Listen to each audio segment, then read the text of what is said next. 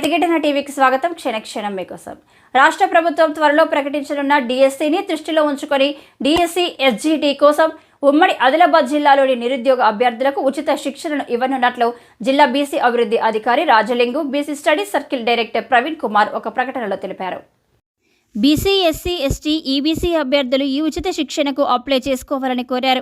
అర్హులైన అభ్యర్థులు online registration ద్వారా ఈ నెల 14 నుంచి 22 వరకు దరఖాస్తు చేసుకోవచ్చన్నారు. ఈ నెల 26 నుంచి శిక్షణ ప్రారంభించనున్నట్లు పేర్కొన్నారు. దరఖాస్తు చేసుకునే అభ్యర్థుల తల్లిదండ్రుల వార్షిక ఆదాయం 5 లక్షల లోపు ఉండాలని తెలిపారు. రిజర్వేషన్ ప్రకారం ఎస్జిటికి సంబంధించి ఇంటర్మీడియట్, డైట్, టెట్లో సాధించిన మార్కుల ఆధారంగా అభ్యర్థులను ఎంపిక చేస్తామన్నారు. ఈ ఉచిత శిక్షణ 75 రోజులు ఉంటుందని, నిపుణులైన అధ్యాపకుల చేత శిక్షణ ఇవ్వడం జరుగుతుందని తెలిపారు.